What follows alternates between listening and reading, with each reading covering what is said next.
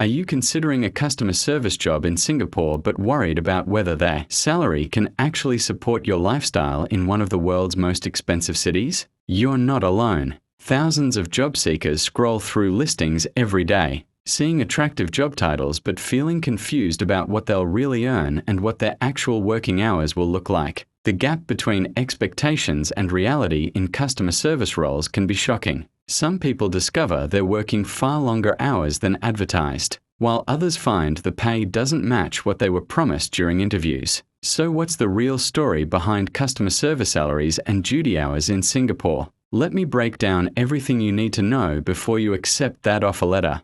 If you want the complete picture of customer service careers in Singapore, make sure you watch this video until the end. And don't forget to subscribe and hit the notification bell so you never miss our job market updates.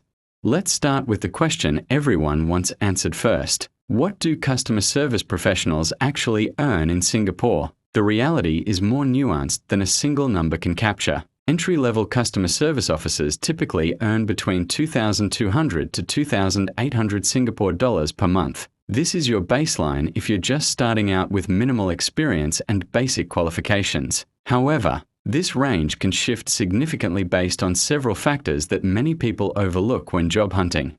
The industry you work in makes an enormous difference to your earning potential. Customer service representatives in banking and financial services often earn considerably more than those in retail or hospitality. A customer service officer at a major bank might start at $3,000 to $3,500 monthly, while someone in a retail store might begin at the lower end of the scale. Technology companies and telecommunications providers usually fall somewhere in the middle, offering between $2,500 to $3,200 for entry positions. Understanding these industry differences helps you target your job search more effectively rather than applying randomly to every customer service position you see.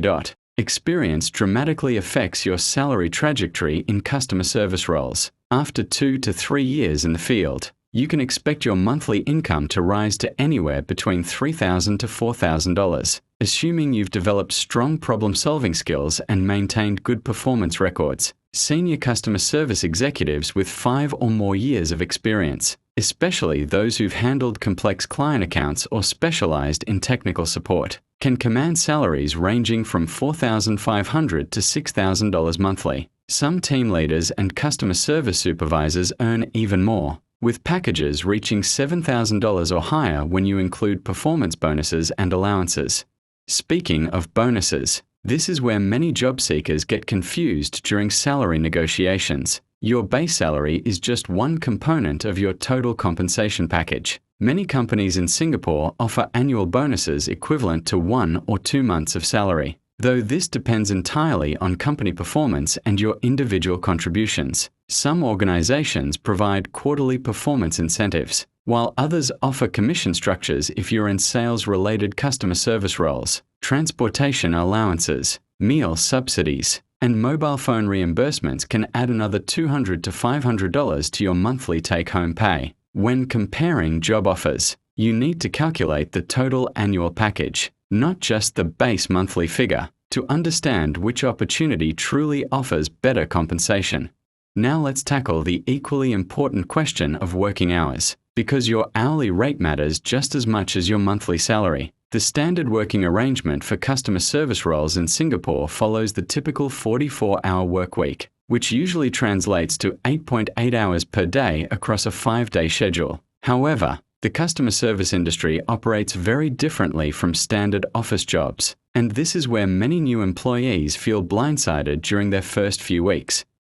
Shift work is incredibly common in customer service positions. If you're working for a company that serves customers across different time zones or provides 24/7 support, you'll likely work rotating shifts. This means you might have morning shifts from 7 a.m. to 4 p.m. one week, afternoon shifts from 2 p.m. to 11 p.m. the next week, and potentially night shifts from 10 p.m. to 7 a.m. during another rotation. Some people thrive in this environment because it offers flexibility for personal appointments during weekdays, while others struggle with the constantly changing sleep schedule. Before accepting a position, clarify exactly what shift patterns the role involves and whether shifts rotate weekly, monthly, or remain fixed.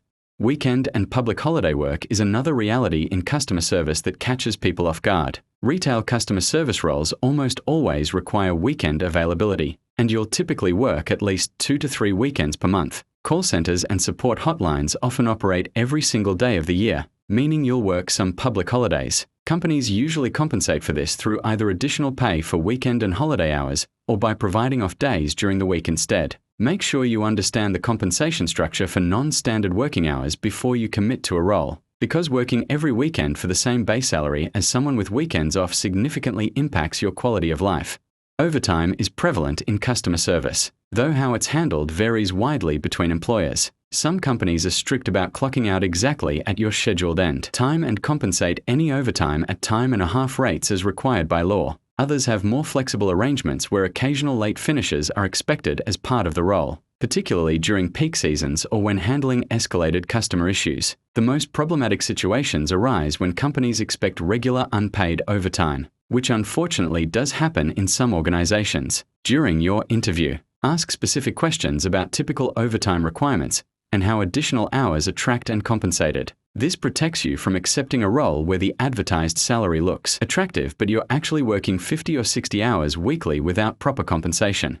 The physical and mental demands of customer service duty hours deserve consideration too. Spending 8 or 9 hours daily handling customer complaints, resolving technical issues, or processing transactions requires sustained concentration and emotional resilience. Many customer service roles involve primarily phone or chat-based communication, meaning you're sitting at a computer for most of your shift. This can lead to physical strain if the workplace doesn't provide ergonomic equipment and adequate breaks. Singapore's employment regulations mandate breaks during work hours, but enforcement and actual practice vary. You're entitled to breaks, so don't feel pressured to skip them just because the queue is long or your colleagues aren't taking theirs. Understanding the real salary ranges and actual duty hours in Singapore's customer service sector empowers you to make informed career decisions and negotiate better employment terms. If you found this breakdown helpful, give this video a thumbs up and share it with anyone who's navigating the job market in Singapore. Drop a comment below telling me which aspect of customer service work you'd like me to cover next, whether it's career progression paths, interview tips, or how to handle difficult customers. Remember to subscribe to this channel because I regularly post detailed guides about working and thriving in Singapore's competitive job market. Your next great career opportunity is out there, and now you have the knowledge to recognize it when it comes.